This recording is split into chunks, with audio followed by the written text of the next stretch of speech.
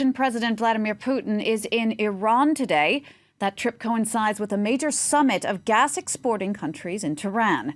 That's after that historic deal was signed with Iran, agreeing to dramatically scale back its nuclear program, making it much more difficult for it to develop nuclear weapons. On his way there for his first visit in 8 years to Iran, President Putin lifted a ban on Russian firms from working on Iranian enrichment sites. For more on Putin's visit to Iran, I'm joined now by Reza Marashi, Research Director at the NIAC, that's the National Iranian American Council. Thank you for taking the time to speak to us. The Iranian president and the country's supreme leader are due both to meet with Russian President Vladimir Putin today. How important is it that he's actually going to meet with both these leaders? I think it's incredibly important. When foreign dignitaries visit Iran, they oftentimes get to meet the president, if not always get to meet the president.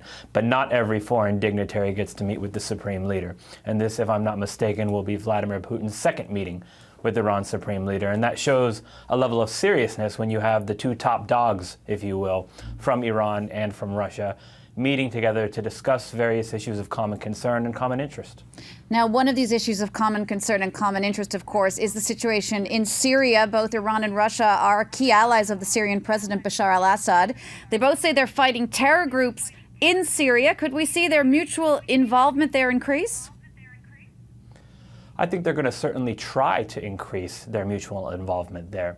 But I think it often goes unsaid that they don't have entirely overlapping interests in Syria. Certainly they would prefer to have their cake and eat it too, have Assad remain in power.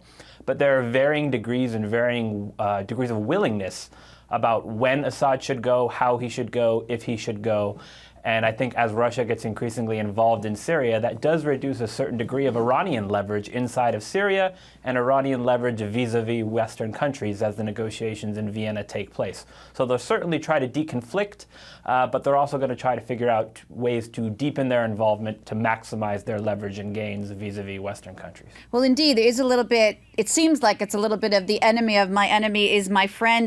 Maybe perhaps they both want to limit U.S. leverage in the Middle East, and wouldn't an alliance help do that? To a certain degree, yes. There's no question about it. They both are trying to push back on America's influence and Western influence, broadly conceived, across the globe. That being said, Russia is trying to reassert its prominence around the world. And Iran has had a long-standing policy preference of trying to minimize foreign military intervention and influence inside the Middle East. So while they're welcoming Russia's increased involvement in Syria, there are serious stakeholders inside of Iran that view it with a degree of trepidation as well. They don't want this to become the beginning of something much bigger and something that gets sustained over the long term. Reza, what about defense and what's at stake for defense during this visit? Russia and Iran have signed arms deals that Moscow has frozen. Why is that, and could they be unfrozen? It's a great question. There's no doubt that Iran is going to push and push hard for Russia to unfreeze a variety of arms deals that have been frozen over the past couple of years. Russia has used this as leverage, not just vis-a-vis the Iranians, because Iran hasn't been able to access these various kinds of arms from very many other countries, but Russia uses it as leverage vis-a-vis Western countries to say, if you give us this on maybe Ukraine, for example, we won't give the Iranians these weapons. So Iran's going to want to see these contracts that are signed be fulfilled. And there's also the potential to expand cooperation on intelligence, joint military exercises, cybersecurity, things of that nature. And I think you're going to see, if not discussions, then certainly verbal and written agreements to try and carry that cooperation forward in the future. Now, Russia and Iran are also very likely to discuss energy exports. This is a gas summit, after all, especially with Iranian oil and gas set to come back online and at increasingly higher levels. What kind of effect could that have on Russia?